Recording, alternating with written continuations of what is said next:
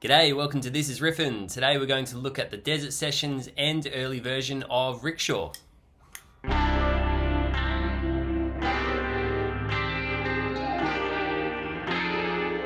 thought it would be cool to cover both just because they're awesome in their own way. Like possibly quite a few of you, I first heard the early version when it came out under the title Sherbet on YouTube, which was later discovered that it actually wasn't that at all. But that first time I heard it just grabbed me straight away because it encapsulated that Caius meets Queens type feel and groove, which I really dig in their early stuff. So if I had to choose one, that would probably be my favorite, but I do love the Desert Sessions version as well. I also love the mystery that surrounds that early version, be whether it's the Plastic Turks sesh or the Gamma Ray sesh. I won't dive too much into what I think, but feel free to leave a comment with your thoughts below.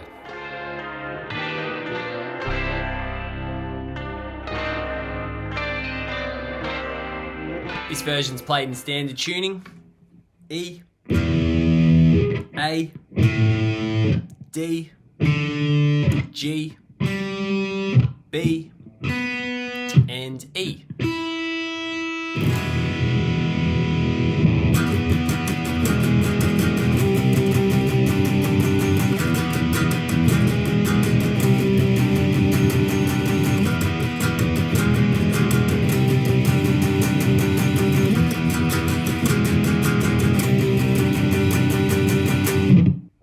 The intro is played at fret 14 on the A string and open on the top string at the same time. I like to use my second finger for that just because it helps with the movement coming up later. And it helps thinking of this maybe in like threes, like 1, 2, 3, 1, 2, 3. All down strums as well really helps give it a bit more of a punch. So yeah, try and do that if you can. Then it goes to fret 11 on the A, still using your second finger and open on top. Same again with the 6 strums, 1, 2, 3, 1, 2, 3. So 14, 11, and then we go to fret 8 on the top string as a power chord. So fret 8 on top and 10 on the A, and this is why it's good to use your second finger, because you also have to hold your pinky at fret 12 on the D string. So 8, 10, and 12. And you get this cool sounding chord. So yeah, try and use your second for that one. Instead of normally, most people would use their third or pinky, I guess. So yeah, big stretch there if you can. That's doubled up. So it's 1, 2, 3, 1, 2, 3, 1, 2, 3, 1, 2, 3. And then the power chord, 1, 2, 3, 1, 2, 3, 1, 2, 3, 1, 2, 3. And you can chuck in your pinky whenever it sort of feels right. Josh seems to do it on the live versions just whenever he sort of feels it.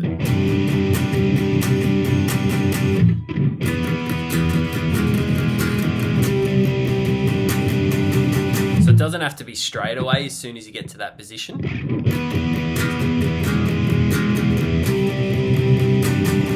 Sort of emphasize the end of it with it, or if you can get to it straight away, that would sound cool.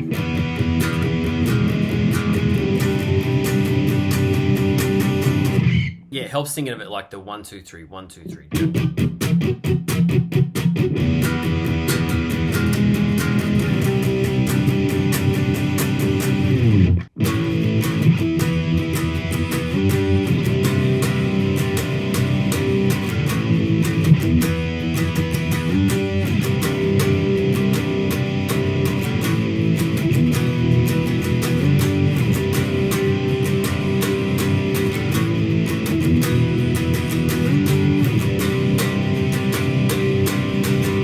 The tab here is more of just a guide to go by. It's not specifically telling you how many times to strum each chord. You really just got to go by the feel. And so extra strums are getting thrown in here and there. There's probably a few dead strums, dead note type stuff going on. And maybe the odd open thrown in just as a little leeway into the next chord. So yeah, it starts at fret 5 on the top string as a power chord, so 5 and 7, 7 being on the A, and then you can double up the octave if you wish on the D with fret 7, so 5, 7,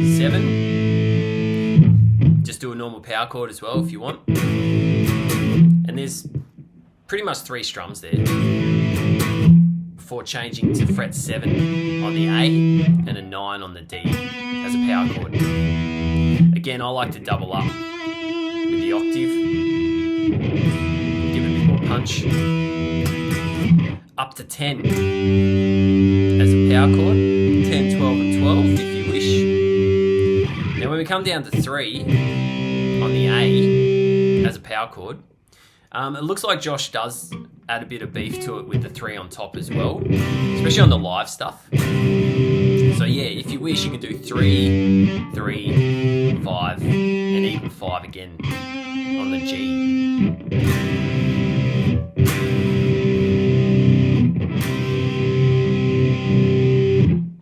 You could even do that for the other bits as well, like the 7 if you wish. So it'd be like 7, 7, 9 and 9. And the 10 down to the 3. So yeah, choose whichever way you please there. Sounds like there's only the one strum of 10.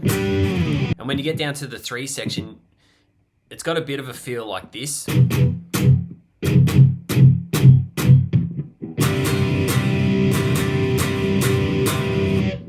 So yeah, if you stick with that sort of feel as well, you can't go wrong. And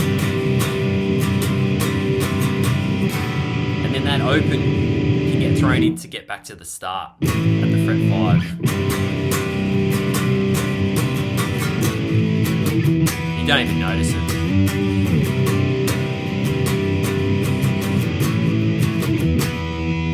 And a few of those dead strums to the change up to the 7.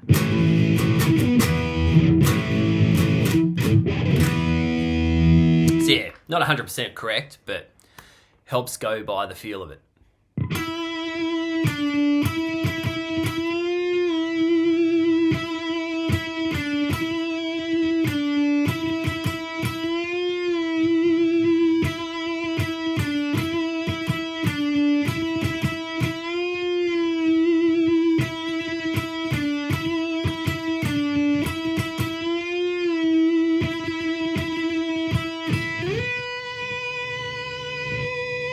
This part here, again, is a guide, but you can't go wrong pretty much playing on 9 and 7 on the G.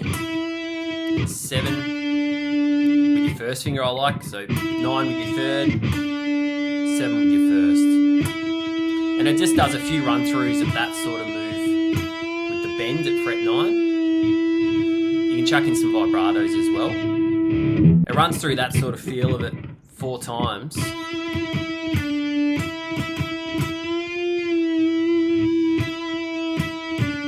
Before doing either a fret 5 on the B, and the only reason I did that is because you can do a nice slide up to 12 to finish it. So it sounds like it's on the album. You hold that 12 for a bit and then slide down after that. Otherwise, if you don't want to go to fret 5 on the B, you can just stay at fret 9 on the G and then slide up to 12 from there.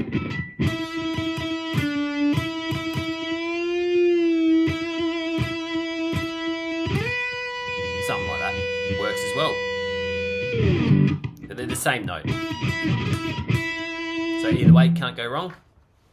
There's a cool little breakdown section in the song where it does that wicked drum fill, which is probably made even cooler by the fact that I think there's 2 drum tracks going on either side of the cans. And so it does just what you do with that other power chord bit with your pinky. 12 times, and then it's back to the drums. So again, think of it in 3s, the 1, 2, 3, 1, 2, 3, 1, 2, 3, 1, 2, 3. And you stop, and then back into it.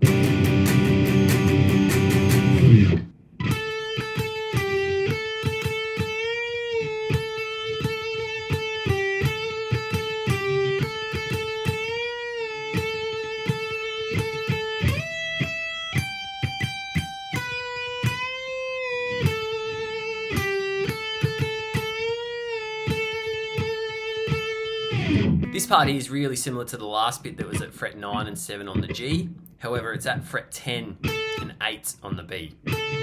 So a really similar feel to it with those bends. You do that a couple of times. And then you're going to slide up to 12 on the high E, up to 15, a few strums of that, 12 on the B, and then a bend of the 12. And you can bring that back down if you want to. And then back to 10 and 8. So I'm not going to dive into that too much, but hopefully that helps you there.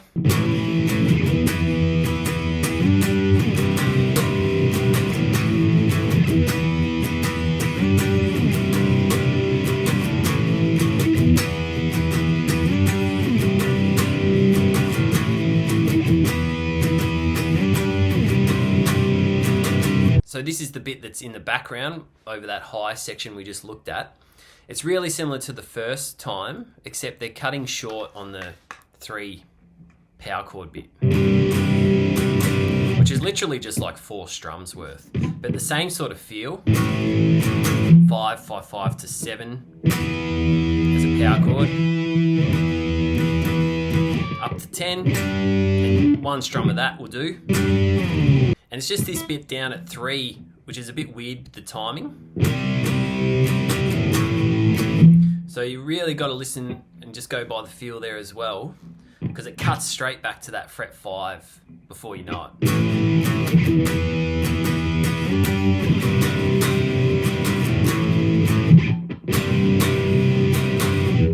So 4 strums should really do the job, with a few either dead strums or chords or whatever, and the open or the open strum to change it up.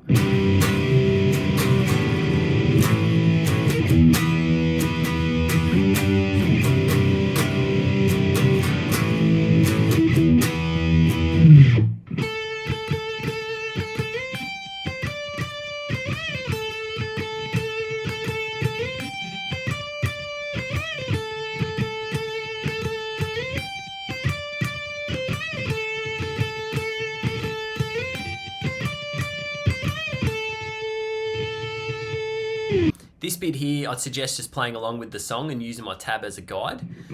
So fret 10 on the B a few times, slide up to 13, and then a 15 on the high E.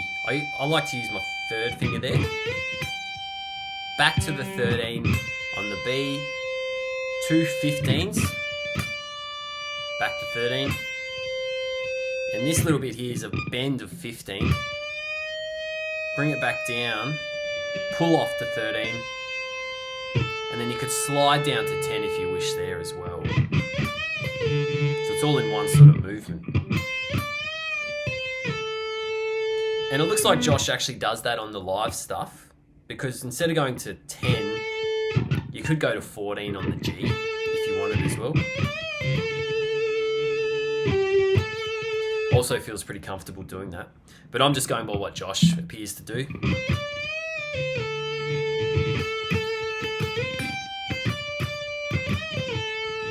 And the timing of that one's an interesting one again, so play with the song, I suggest.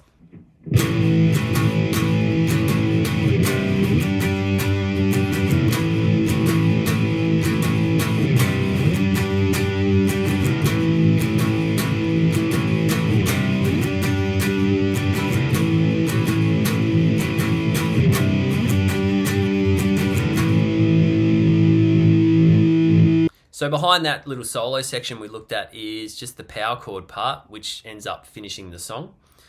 So it takes place at fret 5 on the top string as a power chord.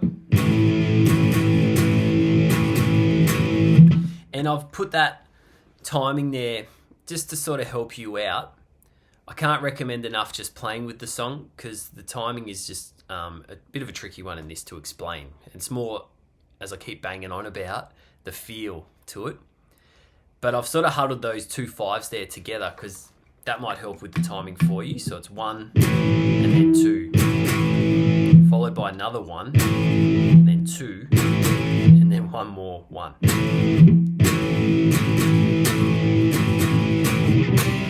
jumping down to 3 as a power chord on the A, which again, I beef up by holding fret 3 on the top string as well, just to make it sound tough. And then slide up to 10 this time, and then you're there for a bit. For around 5 strums worth, or 4.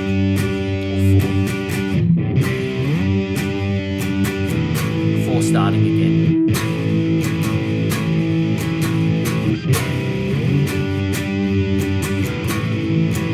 And you could even bump up fret 10 on the top string as well there, if you wish.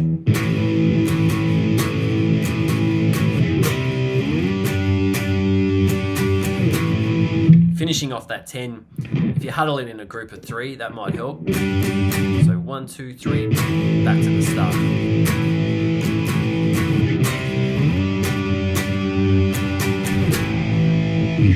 That might help as well.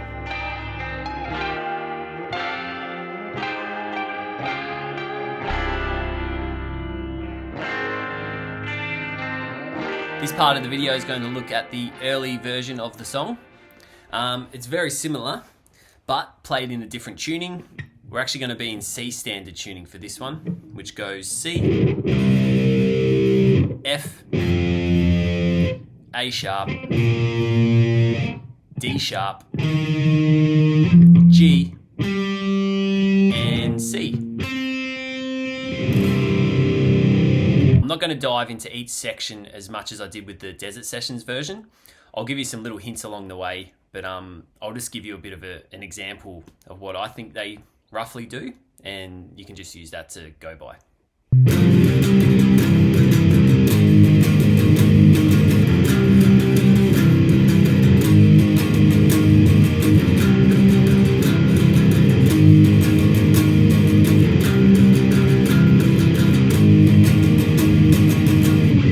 So the intro is a lot like the Desert Sessions version, except it has a bit more of a different strum pattern to it, and it actually starts with a 12 on the A string with the open on top.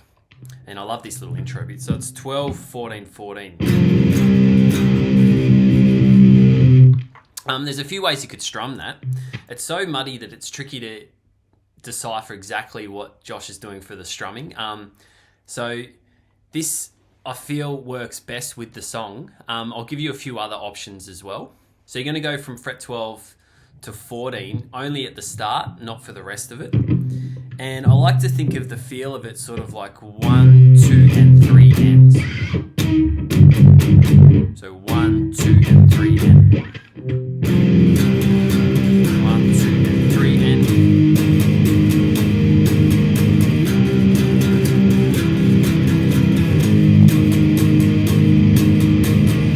Still doing that big stretch as well with your pinky to 12 over the top of that fret 8 power chord on top. So yeah, that sort of groove fits best with it, but you could do it more simple and just do it in threes, like 1, 2, 3, 1, 2, 3. So that's one way you could do it. Another way is just strumming it more flat out like the Desert Sessions version does as well.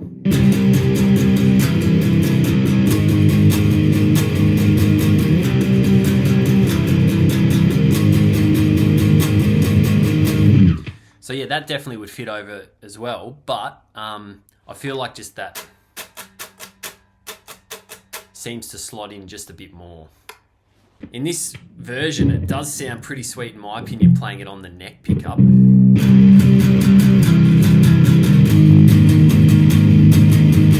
It's definitely got a bit more balls to it. I've been playing it just on the bridge pickup, so it just breaks through a bit more. So yeah, something to have a think about.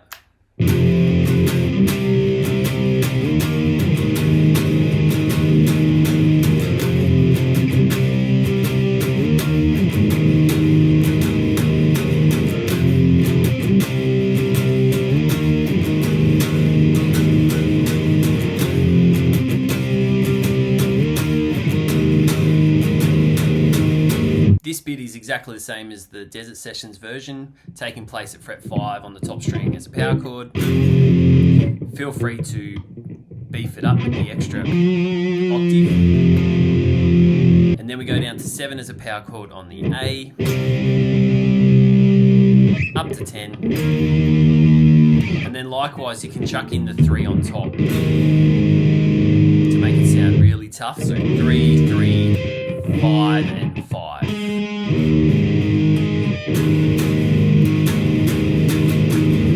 I'm not going to dive right into this one either in full detail. Again, just play along with the song to get the feel for it.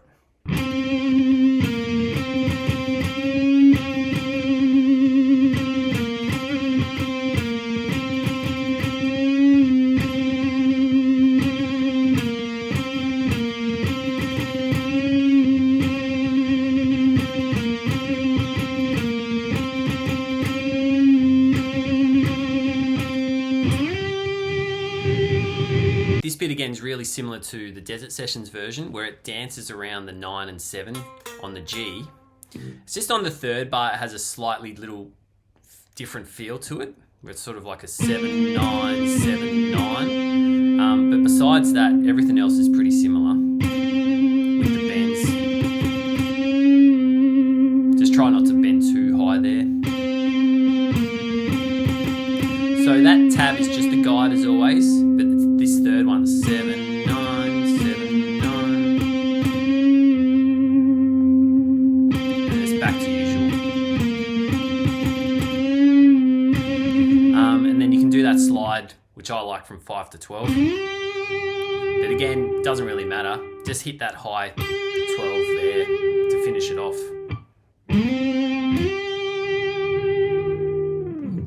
And I'm probably throwing in a few extra 9s compared to what's shown on the tab there. So yeah, don't let that put you off. I'm just probably strumming a few more extra 9s. But as long as you meet that 7, you should be fine.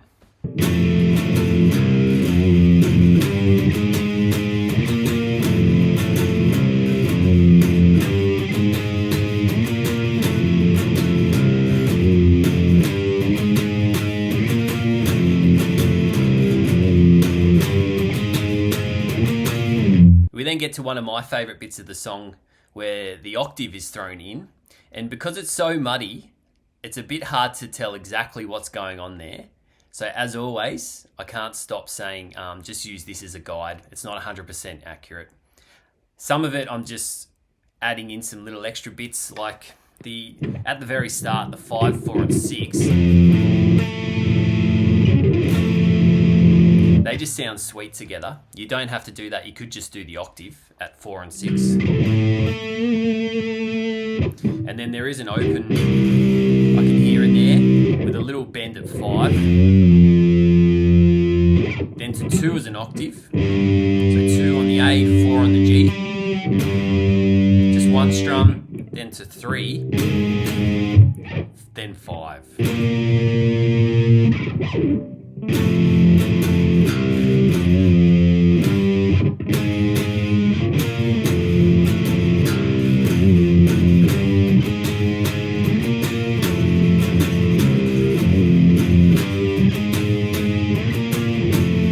So you play around with the song for that one, especially for that 5 bend. It's either like a down and back to the 5, or you could actually add in probably another 5 after that. Like whip that in there before going to the 2.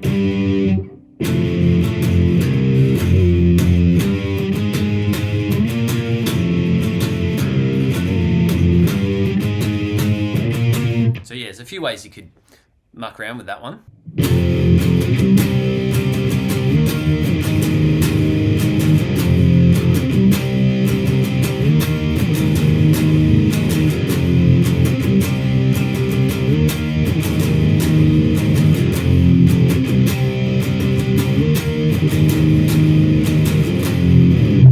Behind the octaves is just some power chords, which are the same as the first time you did it, except it cuts short that fret 3 power chord there. So just go by the tab, and it's a rough guide again because the last 3s have a bit of a feel to it, and I'm just going with a sort of 1, 2, 3, 1, 2. And so it'd be like a...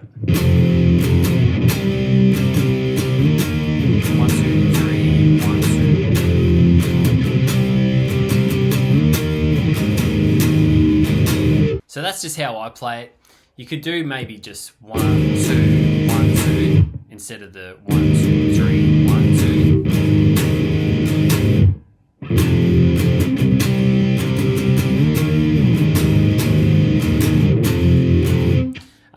My version just sort of goes a bit more in line with the drums and the octave as well that's going on.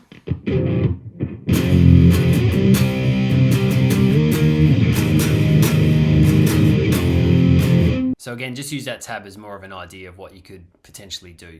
And if you do have any more trouble with it, just refer to the Desert Sessions section as well. That's really similar, and that might help you out there a bit.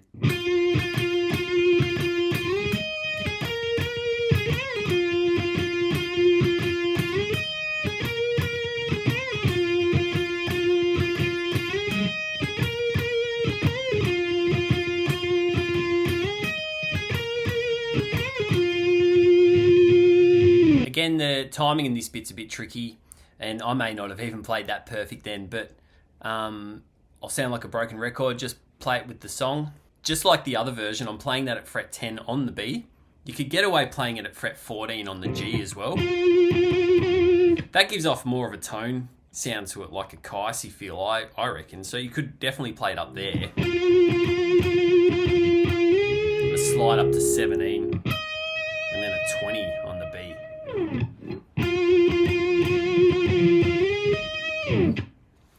So either way, you couldn't go wrong. I'm just keeping it at fret 10 because it was like the other version. So I'm just assuming Josh might have played it that way as well. You're doing the 10 slide to 13, straight to 15 on the high E, back to 13, 15, and then eventually that pull-off move, which is that quick movement. It's a bit tricky with the lower tuning because the strings are so wobbly, so it's easy to bend it much further than you actually want. So you've got to be pretty delicate with your fingers there.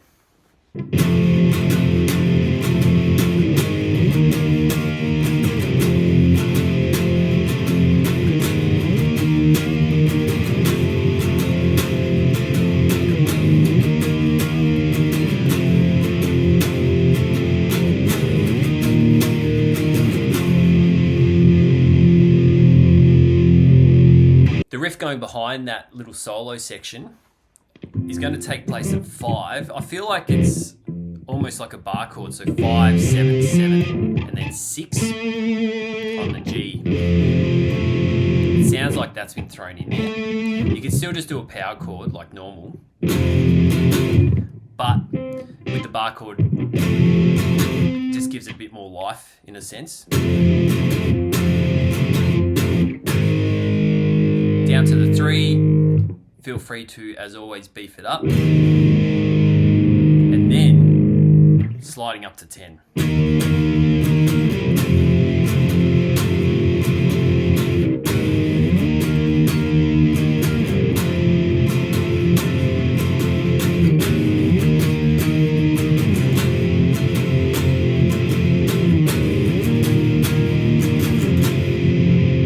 And then you're just going to hold that last power chord at fret 5 or the bar chord type shape. Well, I hope that helps anyone out who's wanting to learn either one or both.